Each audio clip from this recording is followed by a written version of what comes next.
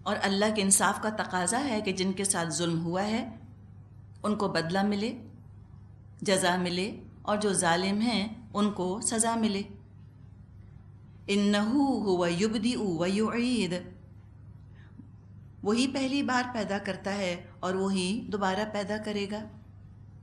یبدی، مبدی کہتے ہیں کام کی ابتدا کرنے والا، اوریجنیٹر۔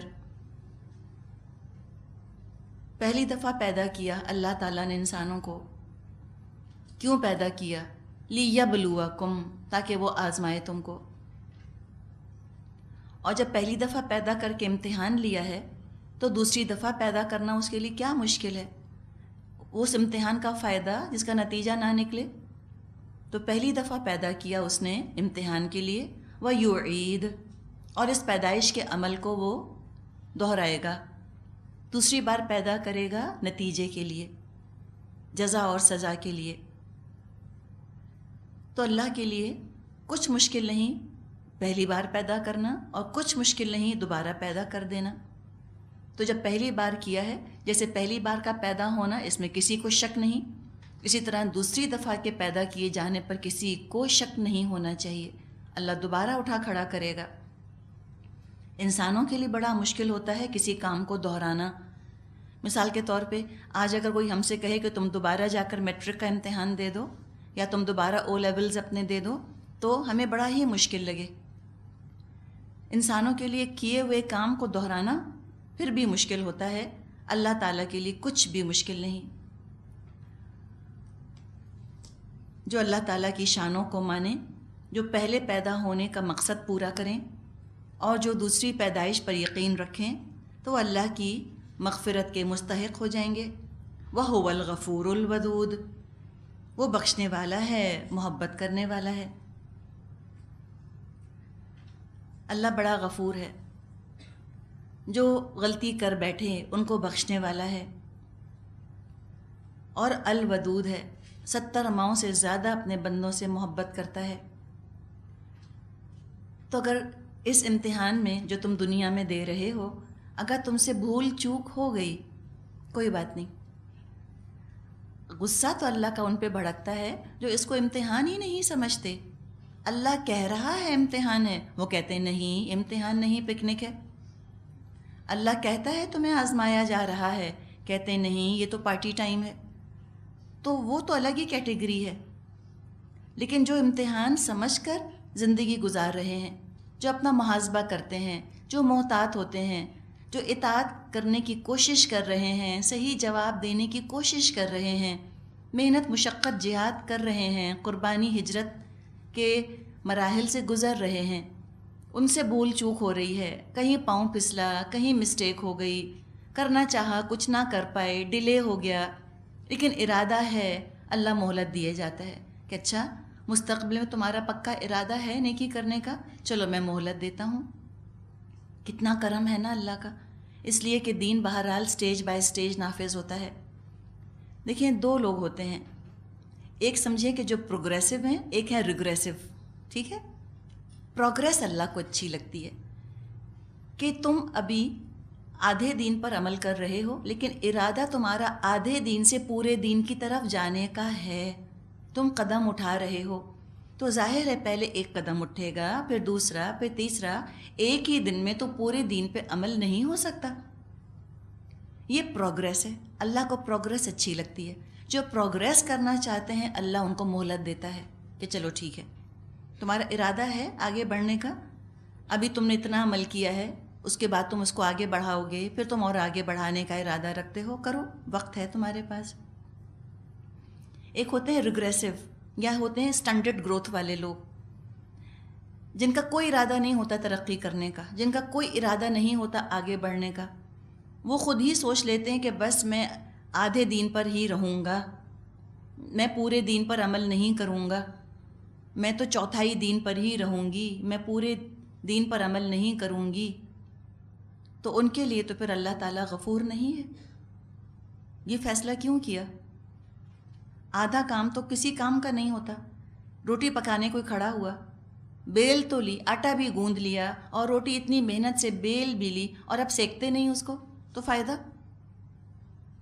کھانا پکانا شروع کیا، آدھی ہانڈی پکائی، فائدہ.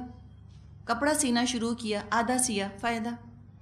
ایک کلاس میں داخلہ لیا، میٹرک کرنا چاہ رہے ہیں، آدھی کلاسیں اٹینڈ کیں، آدھی نہیں کیں، امتحان نہیں دیا، فائدہ. تو آدھا کام بیکار ہے، آدھے کام سے بچیے، کام مکمل کیجیے. چھوٹا سا بھی کام ہو اس کو پورا کیجیے، کمپلیٹ ہونا چاہیے. اور اگر کمپلیشن کا ارادہ کوئی رکھتا ہے، اللہ اس کے لیے نہایت غفور ہے، انتہائی ودود ہے. جیسے آپ دیکھیے ایک چھوٹا سا بچہ ہوتا ہے اور جب وہ گھٹنیاں چلنا شروع کرتا ہے تو ماں کو کتنا پیار آتا ہے اس کے اوپر. ماں کی محبت، ماں کی ممتا چھلک رہی ہوتی ہے نا، کہ کتنی کوشش کر رہا ہے، کتنی کوشش کر رہا ہے. اور آپ سوچیں کہ ایک ہے جو کہ چل سکتا ہے اور چلتا ہی نہیں، اس پہ تو نہیں پیار آتا، اس کے لیے تو ممتا نہیں چھلکتی. تو یہی فرق ہے جہاد کرنے والوں میں اور جہاد نہ کرنے والوں میں. جہاد کرنے والے ہی اللہ کو پسند ہیں. آبسٹیکلز کو پہچانیے، اپنی زندگی کی رکاوٹوں کو پہچانیے، اور اللہ غفور الودود کے بھروسے پر ان کو عبور کرنے کی ہمت کیجیے، کوشش کیجیے. اللہ آپ کو پار لگائے گا، اللہ ہم سب کو پار لگائے گا انشاءاللہ. تو معافی مانگیں، بہت بخشنے والا ہے اور الودود ہے، بے تحاشا محبت کرتا ہے.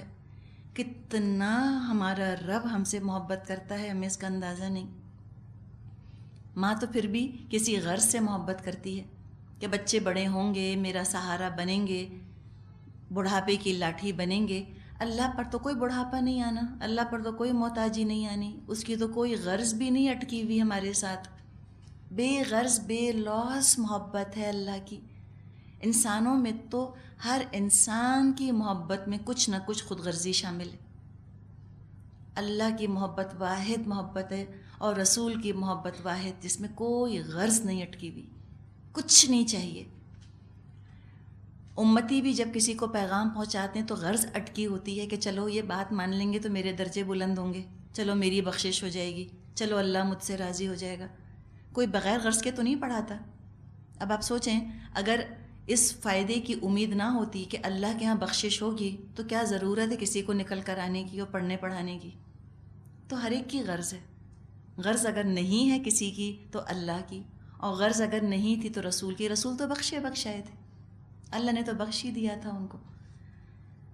تو جو بے غرض محبت کرتا ہے ہم اس سے منہ پھیرتے ہیں، جو خود غرض ہے اس کی طرف دوڑے جاتے ہیں. اپنے پاؤں پہ کلہاڑی مارنے والی چیز ہے. الودود تو اللہ ہی ہے، اور جس کے دل میں چاہے گا محبت ڈال دے گا. ماں کے دل میں بھی جو محبت ڈالی ہے تو الودود ہی نے ڈالی ہے. ورنہ جس طرح بچے جس تکلیف سے ماں اٹھاتی ہے 9 مہینے بچے کو، جو طبیعت کی ناگواری وہ برداشت کرتی ہے، کوئی سمجھ نہیں سکتا. اور جس طرح وہ بچے کو دنیا میں لاتی ہے، جنم دیتی ہے، کوئی سمجھ نہیں سکتا. اور جتنا بچہ ستاتا ہے بچپن میں وہ بھی کوئی نہیں سمجھ سکتا. اور بڑا ہو کر جب نافرمانی کرتا ہے اور ماں کی بے عزتی کرتا ہے، اس کی جو اذیت ماں کو پہنچتی ہے وہ بھی کوئی نہیں سمجھ سکتا. لیکن ماں پھر بھی محبت کیے جاتی ہے نا. تو ماں کے دل میں یہ محبت کس نے ڈالی؟ اللہ ہی نے ڈالی. شوہر محبت کرتا ہے تو کس نے محبت ڈالی؟ اللہ نے ڈالی. تو کیوں نہ اس ہستی سے محبت کریں جس کے پاس تمام محبتوں کے خزانے ہیں، جس کے دل میں چاہے گا میری محبت ڈال دے گا. ہم الٹا راستہ اختیار کرتے ہیں، ہم لوگوں کے ذریعے اللہ تک پہنچنے کی کوشش کرتے ہیں. غلط راستہ ہے، الٹا. ہم اللہ کے ذریعے لوگوں کے دلوں تک پہنچیں. اللہ کو پہلے اپنا لیں، اللہ سے بھرپور محبت کریں. اللہ جس کے دل میں چاہے گا ہماری محبت ڈال دے گا.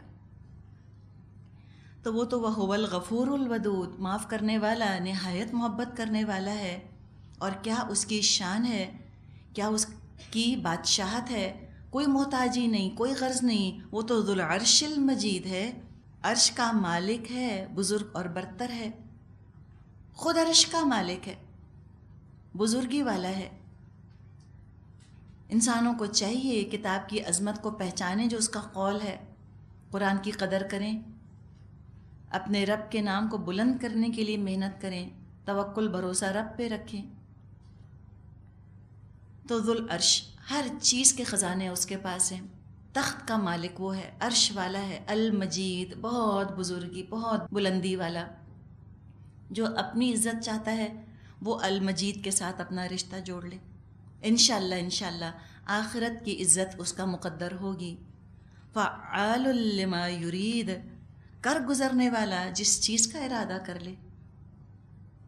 جس کام کا ارادہ اللہ کر لے کوئی اس کو روکنے والا نہیں.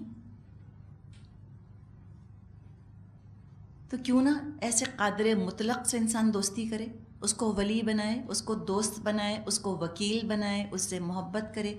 سراسر فائدہ اپنا ہے، سراسر فائدہ اپنا. جب ایک غریب، ایک فقیر کسی بادشاہ سے دوستی کرتا ہے تو بادشاہ کو کیا فائدہ؟ سارا فائدہ فقیر کو ہی تو ملتا ہے، فقیر ہی کا فائدہ ہے. تو انسان بھی تو فقیر ہیں، اللہ غنی ہے، الغنی سے دوستی کریں، سراسر ان کا اپنا فائدہ، اللہ کا کوئی فائدہ نہیں. تو عقل مندی کا تقاضا کہ اللہ کو دوست بنا لیا جائے. لیکن سب عقل مند تو تھے نہیں دنیا میں. بہت سے ایسے لوگ تھے جنہوں نے بہت بڑی بڑی حماقتوں کا مظاہرہ کیا. اس کو ہم کہتے ہیں نا کہ پاؤنڈ فولش پینی وائز. دنیا کے اعتبار سے تو بڑے عقل مند، آخرت کے اعتبار سے بڑے احمق. دنیا والوں سے دوستی کی، مخلوق سے دوستی کی اور خالق سے دشمنی مول لی. تو ان کا انجام کیا ہوا؟